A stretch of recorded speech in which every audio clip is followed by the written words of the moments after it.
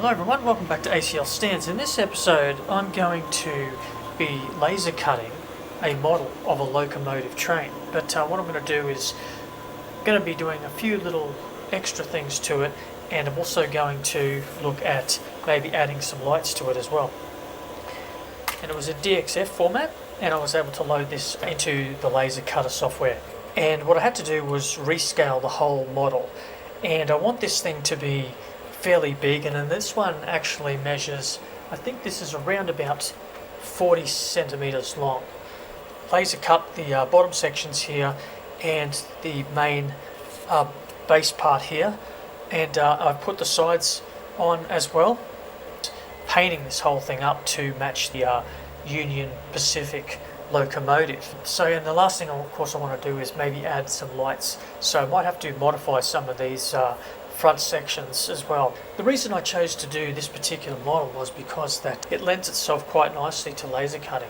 It doesn't have a lot of rounded edges. Obviously will still have a little bit of a blocky look to it. Overall I think it's going to look pretty nice. The thing that I did here was that I've gone and modified all the cutout sections here to allow it so that it takes the 3mm plywood. Now this in its original form, how it's scaled, is a lot bigger. I think it was maybe about 550 or something like that. I think it was about this much bigger. So that allowed for the 3mm wood sections, which I believe is what they intended this to have. But I did notice that there was some 4mm sections on the model as well. So yeah, but I'm going to make this all in 3mm ply just to make it super easy. Okay, so looking at the front of the loco, I've done the two front sections here and this little roof section here. The original design didn't have the hole in it, so I put it in there because I actually want a light to go at the front of this carriage, and I'll have a little switch and it'll operate the light, so it'll look really nice at night. Chosen a warm white as just lamp looking light rather than like an LED, like a modern light. That should work really nicely there. And just in this cabin section here, what I'm going to do here is put another light inside because I actually want a little bit of an interior light. Maybe just another warm white LED in there as well. Once I am able to those fitted in, and I'll wire those up, and then I can run the wires underneath. Okay, so what I'm going to do is run this with a 9-volt battery, put a resistor on here.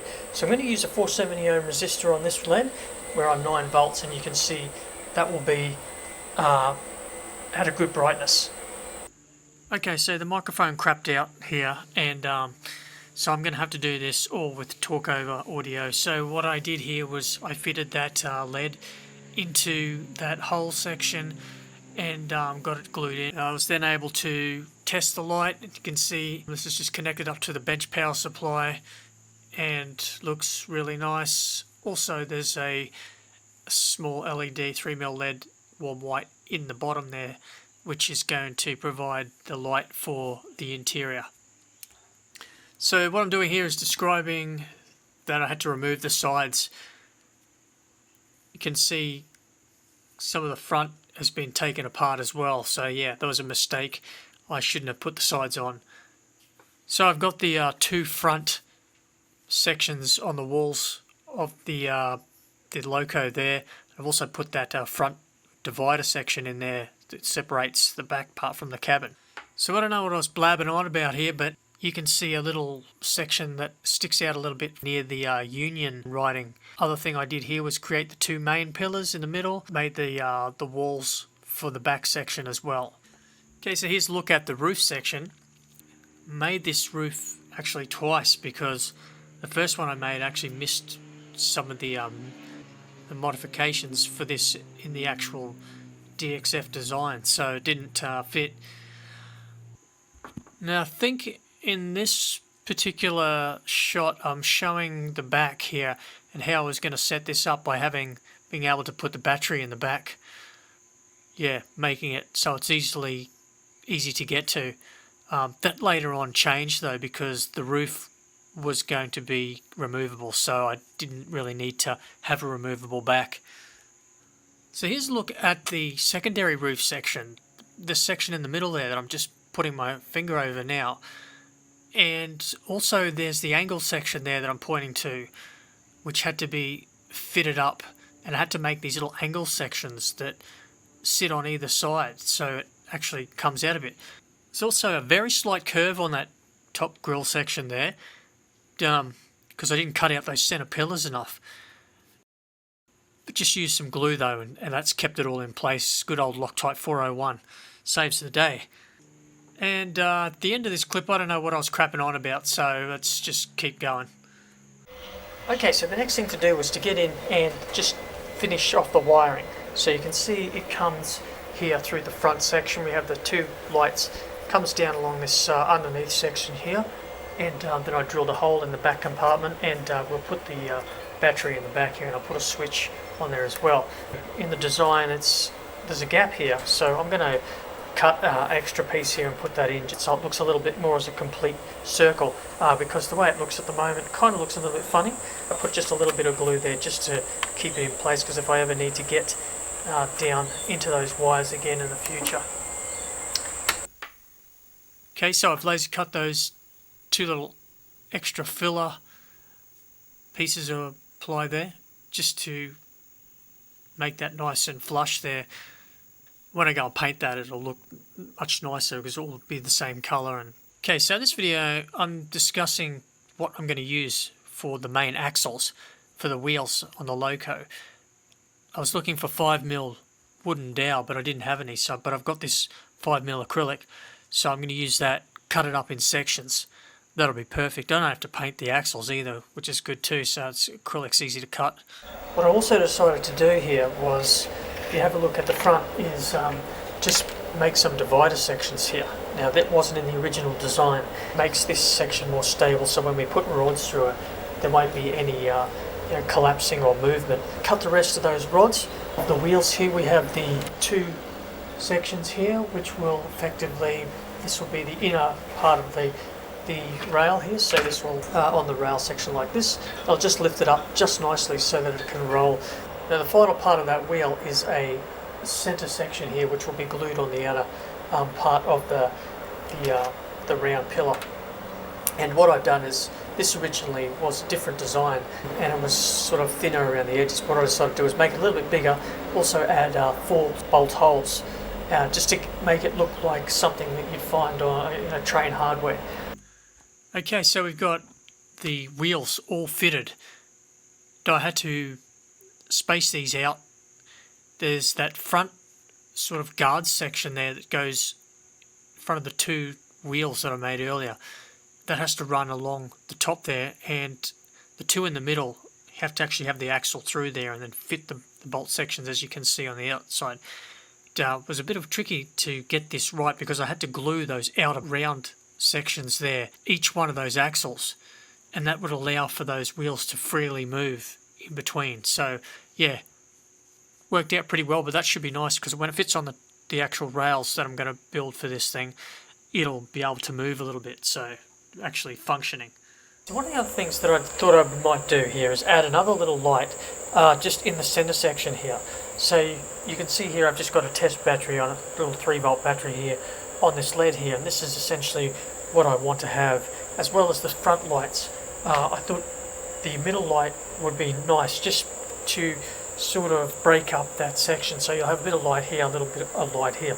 This is in the back cabin here, so it would be easy to do. So what I want to do with this particular light is, now the other lights have got a 470 ohm resistor on there.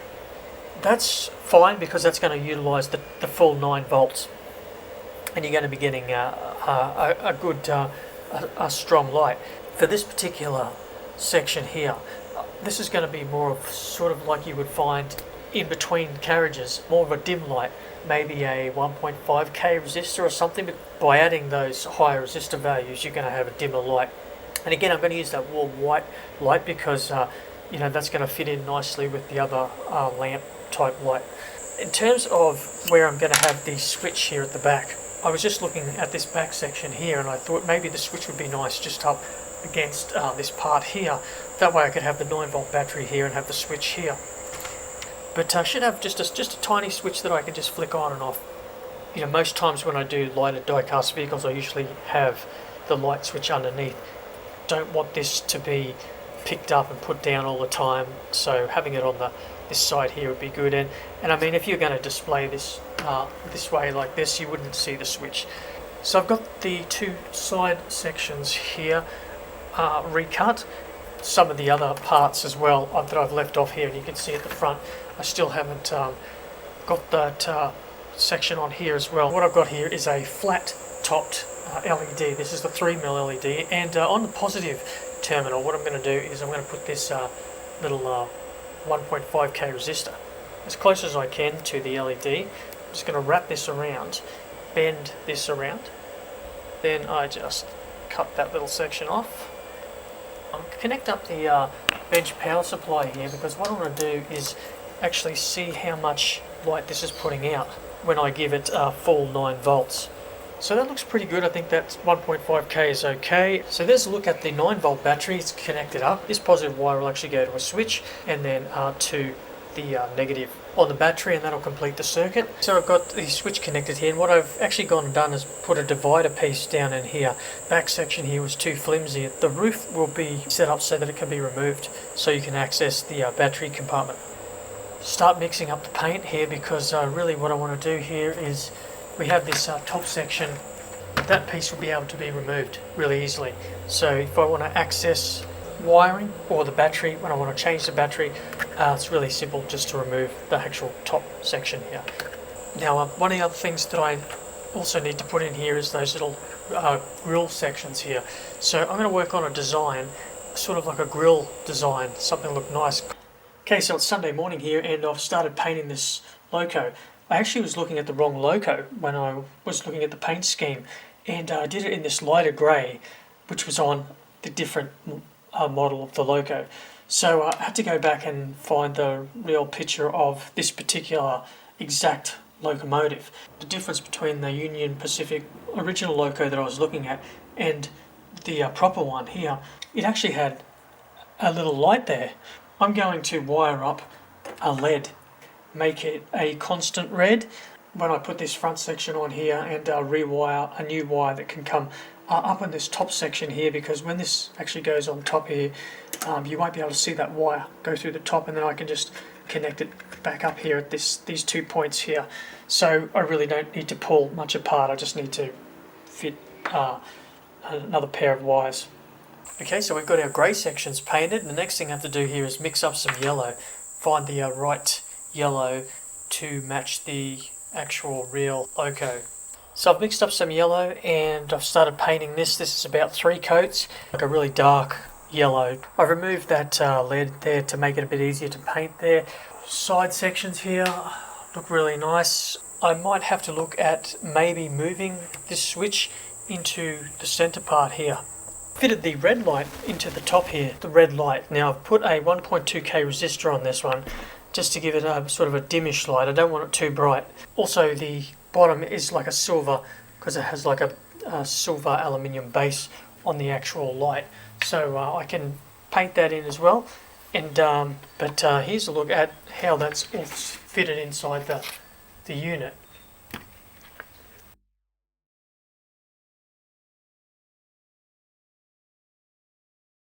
Put the finishing touches on the paint and the external pieces.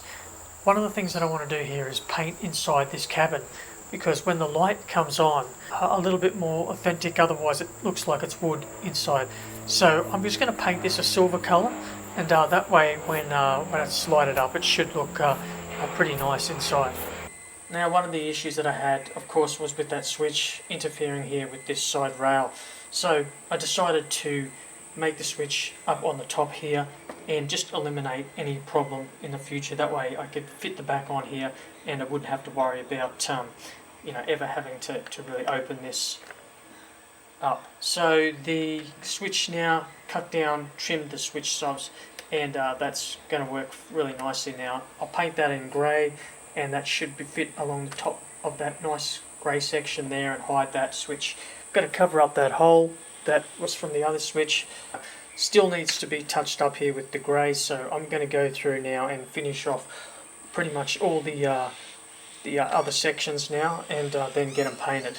Okay, so it was about around this time that I started to notice a few design different to what the actual locomotive looked like. First of all, there was this section down here. It shouldn't be there because this was supposed to have 2 tanks fitted on here. This sort of covers that up. What I decided to do was 3D print some tanks. I had the recesses here, so it would be nice to put the tanks one here, and then also made a smaller tank here for the front one, just to give it a little bit more detail. I also thought at this time what would be nice is to actually add even more detail. You can notice I've got the top sort of stacks here as well that I've made, painted those in a black. I added more lines on that stack here, and I also decided to make this scan and cut away, so they gave it a sort of a rough look, more like a burnt sort of a look, so it looks more like a grill. If you have a look on the actual locomotive, it has vent sections that are in this particular area here, and also in this section here also has vents here as well, so that needs to be made as well. So what I decided to do was 3mm was a little bit too thick, so I went in and cut some 1mm, and again I've scanned this away so it's nice and rough.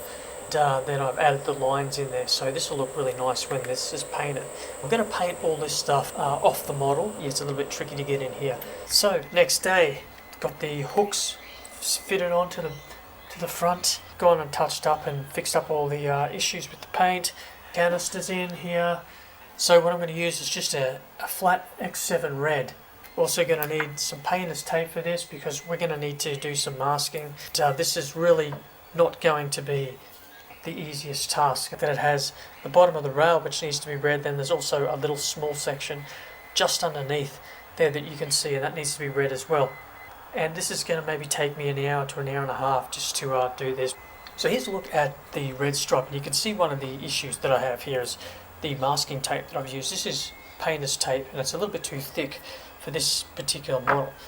So push that down, but the paint actually can go underneath it, so you really do want something that's a little bit finer. It's not a problem, we can go over that and cover that all up. So there's a look at the red line. I've cleaned up all the edges. It came out really nicely. I put in some 3mm acrylic here, and you can see how nice that looks now. We have that in the actual windows, so it doesn't look like it's just empty holes. I also went and did the front section there of the cabin.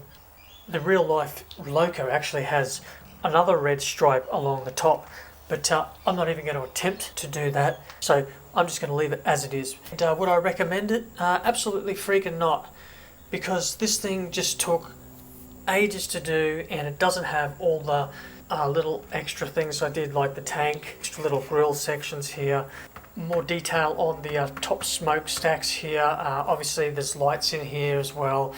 Especially painting plywood up, you really need to do like 4 or 5 coats to really get it right, and even then you have to be careful because you have to do it light enough, add enough thinner that you're not going to cover up all these seam lines here on the side of the train. Picking random crap off the net and just building it up. Yeah, that's pretty much it for this episode. The last thing I need to do, of course, is build the remainder of the track. But that's it for this episode. Thanks everyone for watching, and I'll see you on the next project.